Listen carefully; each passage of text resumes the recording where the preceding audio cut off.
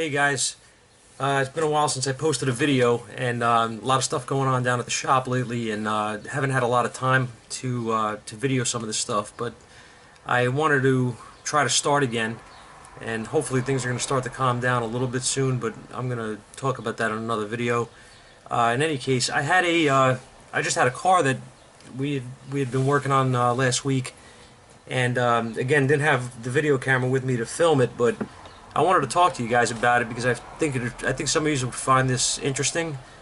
You know how I'm always talking about, having multiple issues with a vehicle, multiple complaints on a vehicle, and a lot of times you have to pick something and go after that, right? Well, in doing that, you can either find the problem and the cause, or of every complaint. Sometimes, if they have something in common, obviously. Or sometimes it could take you down the completely wrong path if you have multiple issues that that do have to do with one problem specifically. You know what I mean? It's one cause for all of them. But if you go down the wrong path from the start, you could really be in for a hell of a time trying to find the problem, right?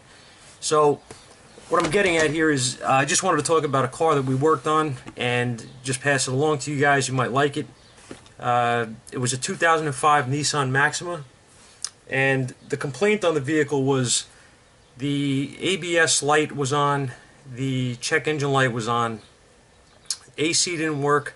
Actually, the entire instrument, the entire AC or HVAC controller didn't light up. Nothing worked.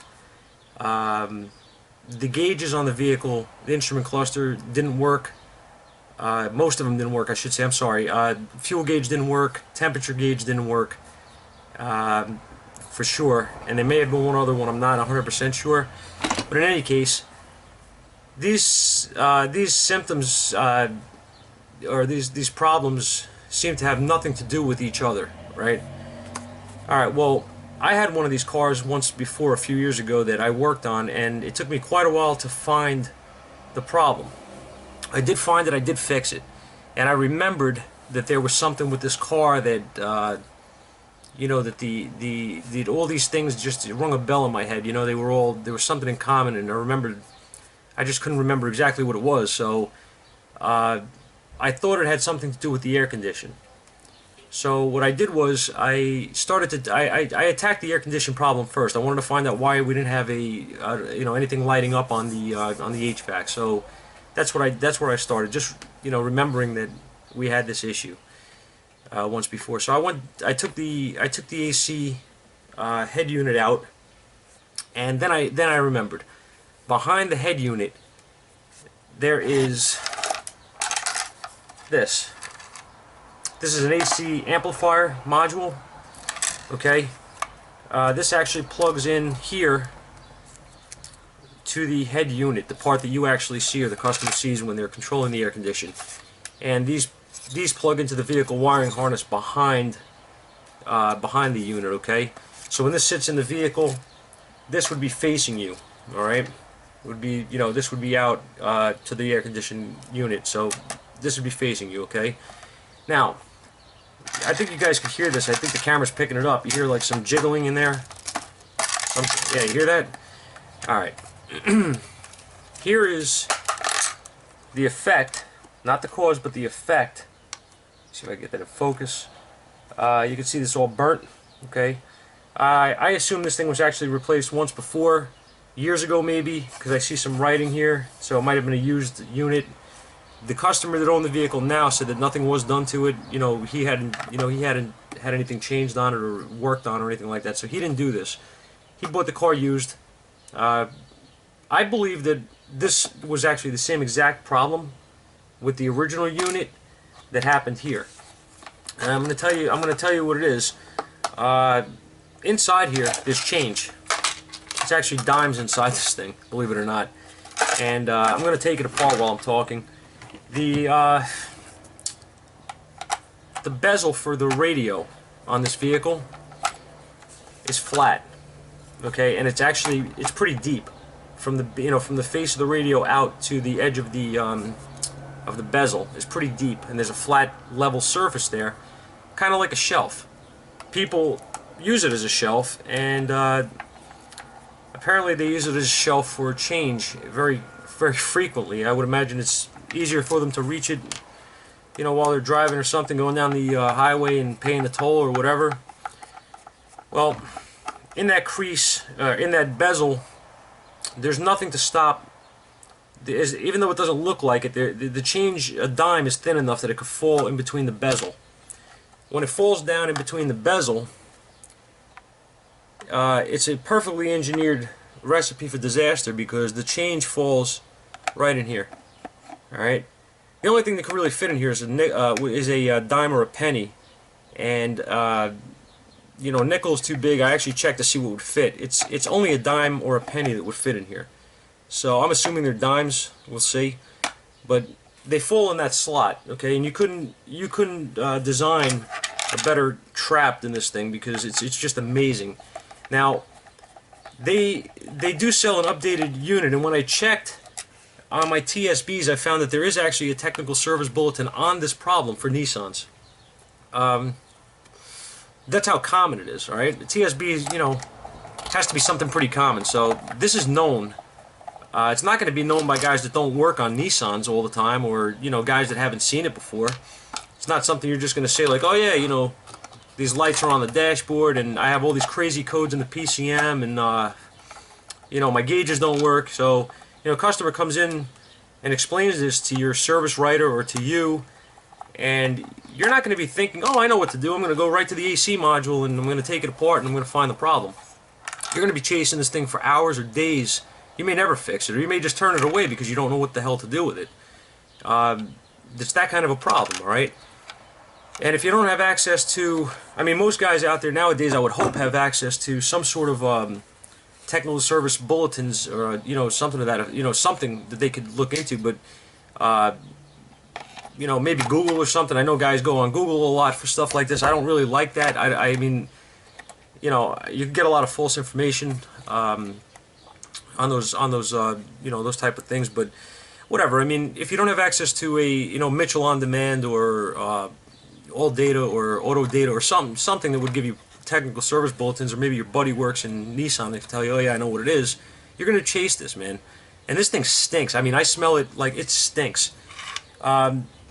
Here's the board. Okay, there's the bottom of the board, and you can see right here that it is cooked. All right. Now I'm going to open this, and there it is. Here's your dime.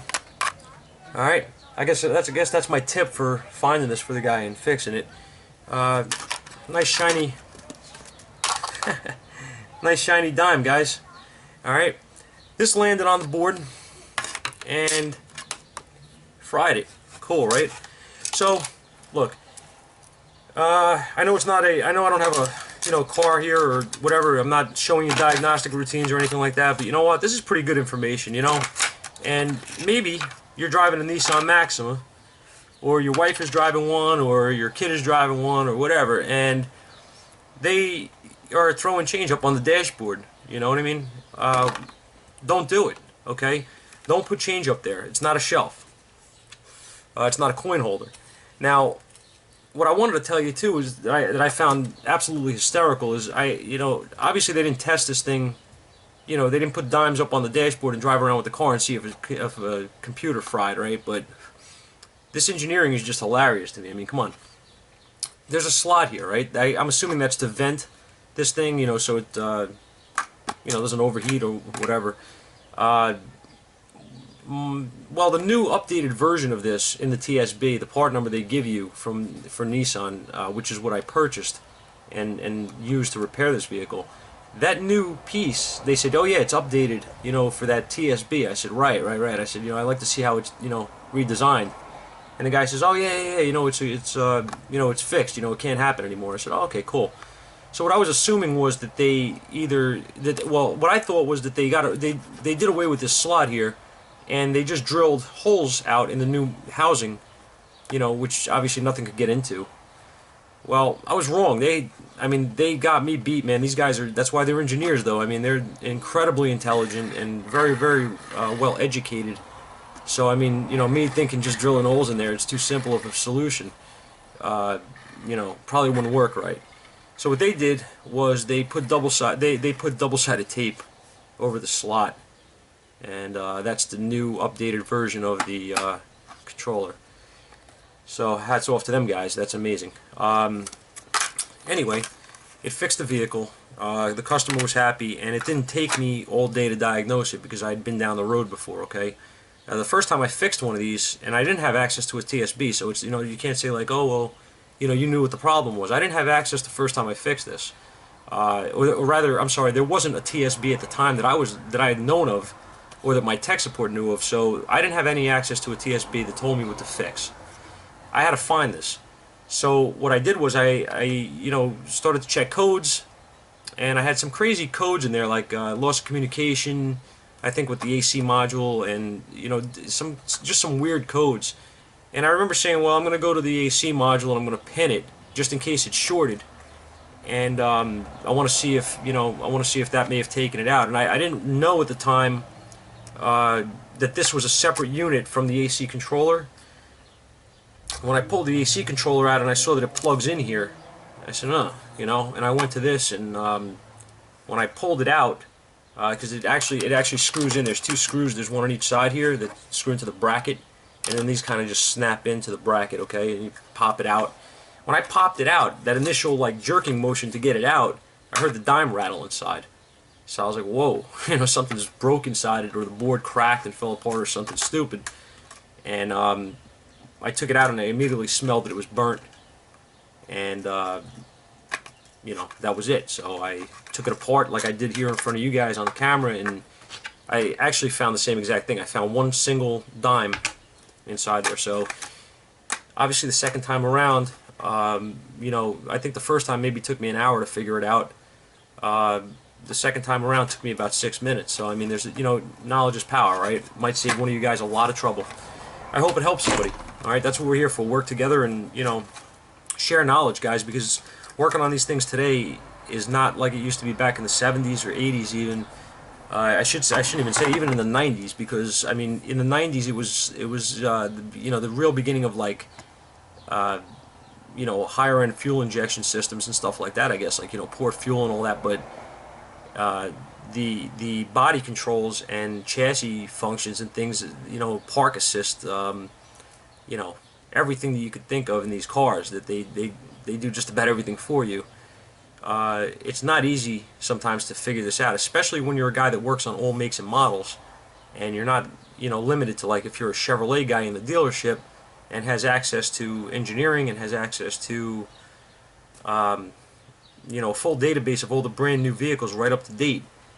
If you don't have all that information, you know, and you're working on an Audi today, and then tomorrow you're working on a you know, a 2013 Honda, or you know, GMC, or whatever the case is, or Ford, these systems are all different. So, you know, I try to, you know, tell everybody, share your knowledge. If you know something with the vehicle, you know, teach me. You know what I mean? You know, I'll teach you whatever. You know what I mean? Share the knowledge, man. It's not like it used to be back in the day. It's a lot harder today, and you know, we're all out there trying to make a living. So, like I said, I hope this helps somebody. I hope you guys like it, and I'm gonna see. I think I have a couple of pictures in my phone from the vehicle, and I'm gonna try to upload them as well in the video, and you guys can check it out, and you know, whatever. Okay, so thanks for watching again, guys, and you know, see you guys at the shop soon, hopefully. Keep fixing them, fellas. See you later.